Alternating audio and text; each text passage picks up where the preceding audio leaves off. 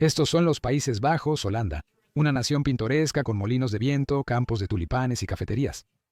Muchos ven a este país como un lugar sumamente avanzado que aplica políticas bastante progresistas. El país cuenta con un sólido sistema de seguridad social, atención médica universal, buena jubilación y subsidios por maternidad. Estas políticas también impactan otras áreas.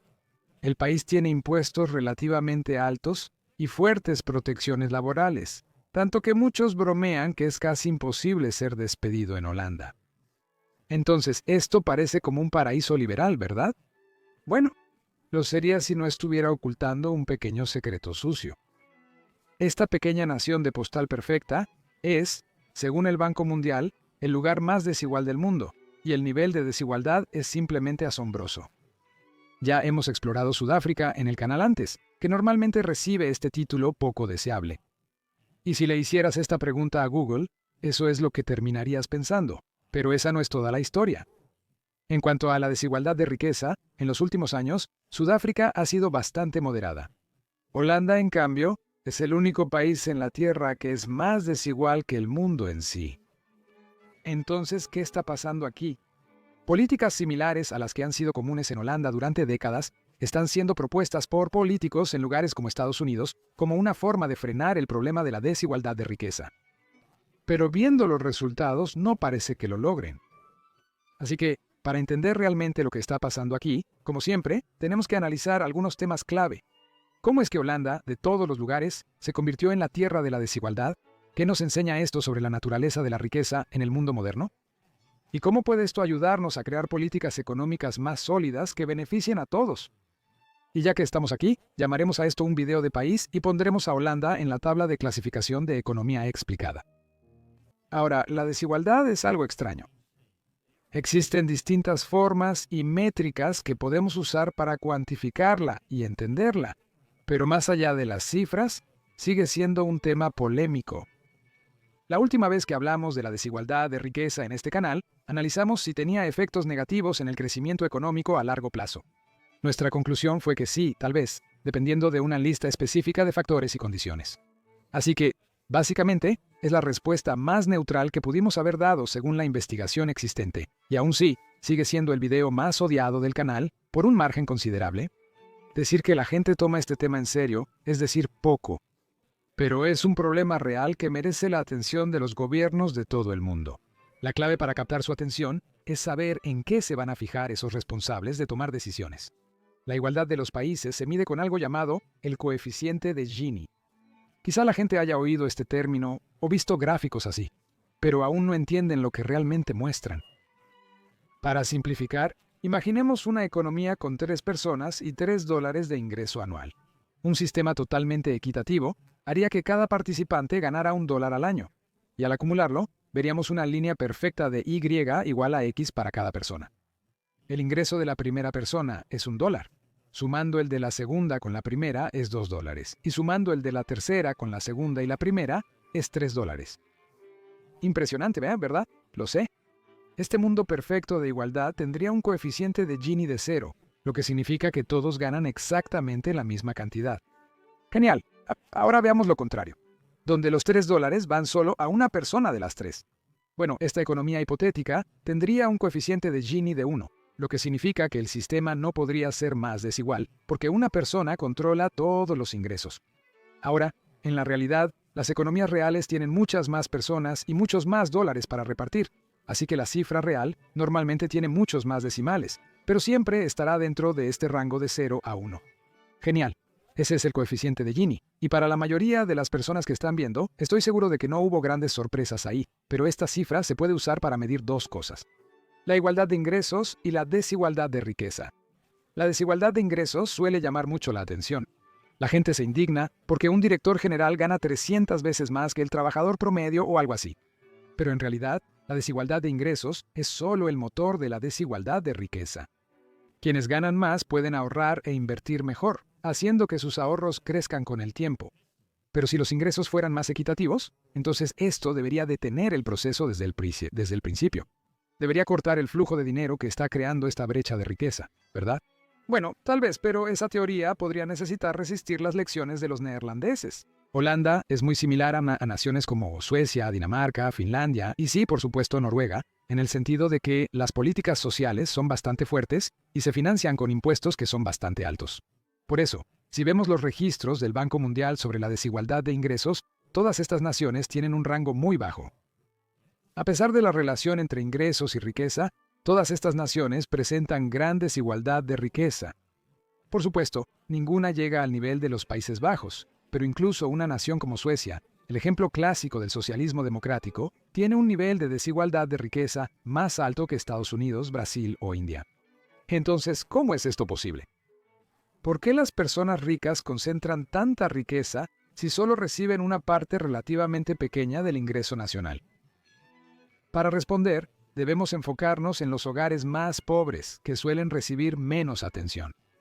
A diferencia del ingreso, que después de impuestos puede ser cero, tu patrimonio neto puede ser negativo. Por ejemplo, una persona con grandes deudas estudiantiles, sin casa, auto ni ahorros, puede tener patrimonio neto negativo.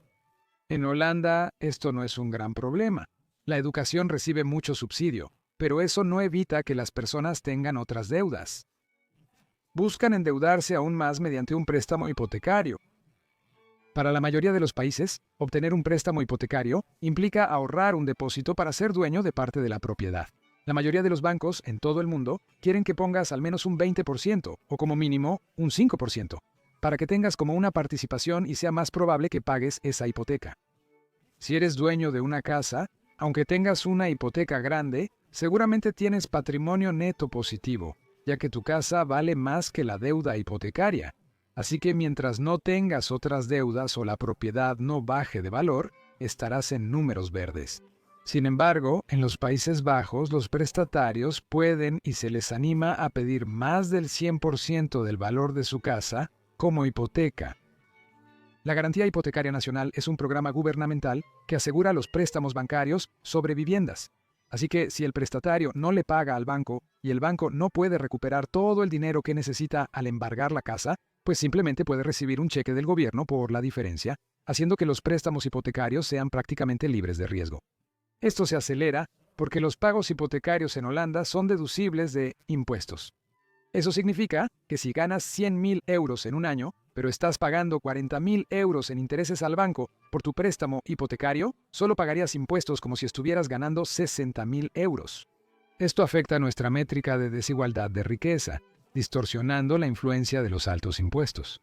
Si las personas pueden reclamar deducciones significativas sobre ingresos altos al tener hipotecas grandes, entonces realmente no importa cuál sea la tasa de impuestos, porque simplemente se puede redirigir para construir una cartera de bienes raíces. La otra cosa que hace es incentivar a las personas a endeudarse. Hasta hace poco, se podía pedir prestado hasta el 110% del valor de la casa como hipoteca. Eso significa que una pareja joven que iniciaba una casa de 300.000 euros podía pedir 30.000 euros adicionales y terminar con un patrimonio neto negativo de 30.000 euros. Esto indica que muchos deben más en sus hipotecas que el valor de sus casas, y eso está bien. Esta es una limitación del coeficiente de Gini como métrica simple. Los neerlandeses, incluso aquellos que podrían tener un patrimonio neto negativo, llevan vidas muy cómodas y sin embargo, las cifras por sí solas sugerirían que esto es una especie de distopía tiránica con una población de campesinos luchando por sobrevivir bajo la vigilancia de una clase de multimillonarios. Pero por supuesto, simplemente no es el caso. El crédito y su acceso responsable pueden ser clave para la movilidad social en una economía, pero también pueden aumentar la desigualdad de riqueza más allá del control gubernamental, como vemos aquí. Por ejemplo, Donald Trump una vez bromeó diciendo que un hombre sin hogar en la calle era 900 millones de dólares más rico que él porque en ese momento él tenía una deuda aplastante. Aún así, su vida era mucho más cómoda que la de un indigente, y ningún economista lo llamaría el más pobre de Estados Unidos, aunque seguro la sección de comentarios sí, y ya me arrepiento de usar este ejemplo. Pero bueno, lo importante aquí es que tener un patrimonio neto negativo no significa necesariamente ser pobre, pero sí hace que las cifras se vean así. Genial. ¿Entonces eso resuelve el misterio de la desigualdad en Holanda? Pues no.